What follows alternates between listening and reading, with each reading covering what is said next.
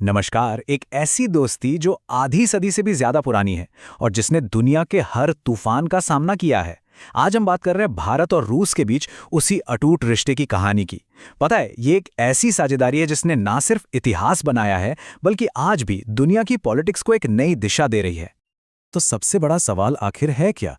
यही कि आज जब दुनिया इतनी बदल रही है, अलग अलग गुटों में बट रही है, तब भी भारत और रूस के बीच ये गहरा विश्वास, ये दोस्ती कैसे कायम है?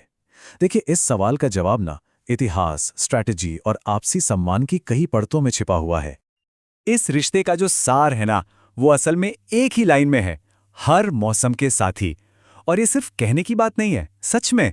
मतलब चाहे जंग का माहौल हो या अमन का, कोई इकोनॉमिक क्राइसिस हो या फिर कोई बड़ी महामारी, इन दोनों देशों ने हमेशा एक दूसरे का साथ दिया है। और पता है, यही बात इस दोस्ती को इतना खास बनाती है। तो चलिए, इस दोस्ती की जड़ों को समझने के लिए थोड़ा पीछे चलते हैं। कोल्ड वॉर के दौर में, जिसे अक्सर भारत सोवियत संबंधों का गोल्डन एरा या स्वर्णिम दौर भी कहा जाता है, यहीं पर असल में उस भरोसे की नींव रखी गई थी जो आज तक कायम है। अच्छा, इस सुनहरे दौर के कुछ खास पलों को याद करते हैं। सोचिए, साल था 1955। दुनिया कश्मीर पर बटी हुई थी और तब सोवियत नेता ख्रुश्चेव भारत आए और उन्होंने खुलकर हमारा साथ दिया।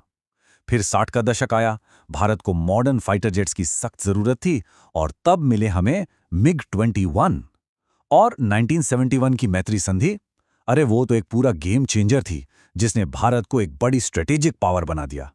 और 1984 का वो पल भला कौन भूल सकता है, जब राकेश शर्मा सोवियत रॉकेट से स्पेस में गए।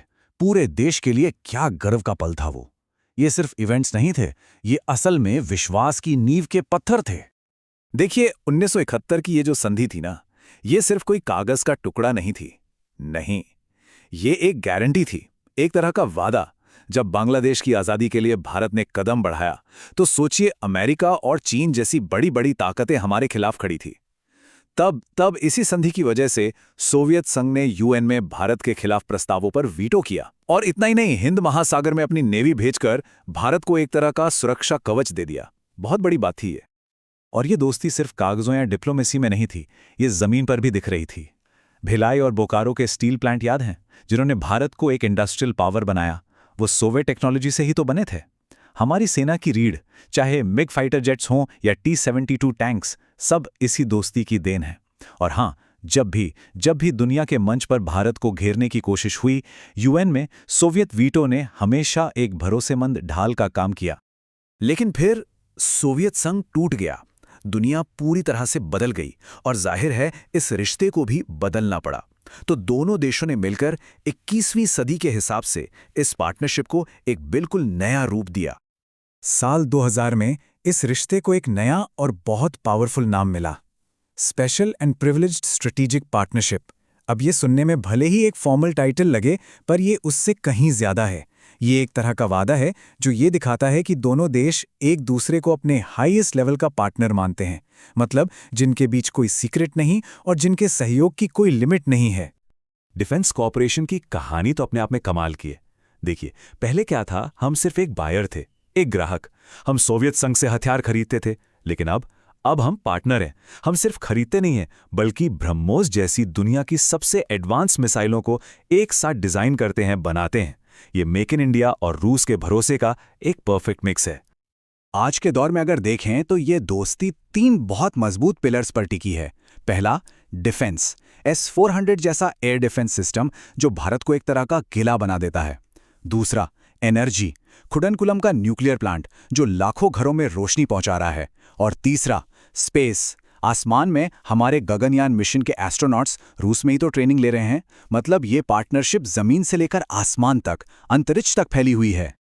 अब जरा ट्रेड यानी व्यापार के आंकड़ों पर नजर डालते हैं। ये भी एक इंटरेस्टिंग कहानी बताते हैं। हमारे जो रिश्ते हैं ना, वो एनर्जी और डिफेंस पर बहुत ज़्यादा डिपेंड करते हैं। हम रूस से कच्चा तेल लेते हैं, जिससे हमारी इकोनॉमी चलती है, और वो हमसे क्या लेते हैं? जीवन बचाने वाली दवाइयाँ और केमिकल्स। हालांकि ये भी सच है कि दोनों देश अब इस ट्रेड को और डाइवर्सिफाई करने की, मतलब और ज़्यादा क्षेत्रों में फैलाने की कोशिश कर रहे हैं। चलिए अब बात करते हैं आज की सबसे बड़ी चुनौती की, क्योंकि आज की दुनिया की जियोपॉलिटिक्स मतलब भू राजनीति बहुत कॉम्प्लेक्स है, बहुत उलझी हुई है और भारत को एक बहुत ही नाजुक बैलेंस बनाकर चलना पड़ रहा है। और यहीं पर आज का सबसे बड़ा सवाल खड़ा होता है। एक तरफ भारत के अमेरिका और वेस्टर्न कंट्री से रिश्ते लगातार मजबूत हो रहे हैं और दूसरी तरफ रूस के साथ ही ऐतिहासिक दोस्ती है। तो क्या इन दोनों को एक साथ लेके चलना मुमकिन है? सच कहूं तो ये आज की डिप्लोमेसी का सबसे बड़ा चेस गेम है। सोचिए, एक तरफ अमेरिका के साथ हमारी पार्टनरशिप इंडो पैसिफिक में मजबूत हो रही है, तो दूसरी तरफ हमारा पुराना दोस्त रूस चीन के करीब जा रहा है। और ये हमारे लिए एक चिंता की बात तो है। इस मुश्किल सिचुएशन में भारत बिल्कुल एक रस्सी पर चलने जैसा बैलेंस बना रहा है। इसे कहते हैं स्ट्रैटेजिक ऑटोनॉमी, जिसका सीधा सा मतलब है हम अपनी फॉरेन पॉलिसी अपने देश के फायदे के हिसाब से तय करेंगे, किसी और के कहने पर नहीं। और इसका सबसे बड़ा और ताज़ा सबूत है यूक्रेन क्राइसिस। जब पूरी दुनिया से दबाव आ रहा था, भारत ने किसी का भी पक्ष लेने से साफ मना कर दिया। हमने शांति की बात की, लेकिन साथ ही अपने देश के लोगों के हित में रूस से सस्ते दाम पर तेल खरीदना भी जारी रखा। ये इंडिया फर्स्ट फॉरेन पॉलिसी का एक बहुत बोल्ड और क्लियर एग्जाम्पल था। तो सवाल उठता है कि आगे क्या? ये दोस्ती भविष्य में किन नई दिशाओं में जा सकती है? चलिए देखते हैं कि भविष्य के रास्ते में क्या-क्या संभावनाएं हैं। तो भविष्य कैसा दिख रहा है? देखिए, 3 बहुत ही एक्साइटिंग रास्ते खुल रहे हैं। पहला है कनेक्टिविटी, एक ऐसा ट्रांसपोर्ट कॉरिडोर बनाना जो भारत को सीधा रूस और यूरोप से जोड़ दे। सोचिए, इससे ट्रेड में कितना बड़ा बदलाव आएगा। दूसरा है एनर्जी सिक्योरिटी, हमारी बढ़ती जरूरतों के लिए क्लीन न्यूक्लियर एनर्जी और गैस की सप्लाई पक्की करना। और तीसरा, जो शायद सबसे जरूरी है, फ्यूचर टेक्नोलॉजी, मतलब आर्टिफिशियल इंटेलिजेंस से लेकर क्वांटम कंप्यूटिंग तक उन एरियाज में साथ मिलकर काम करना जो कल की दुनिया को बनाने वाले हैं।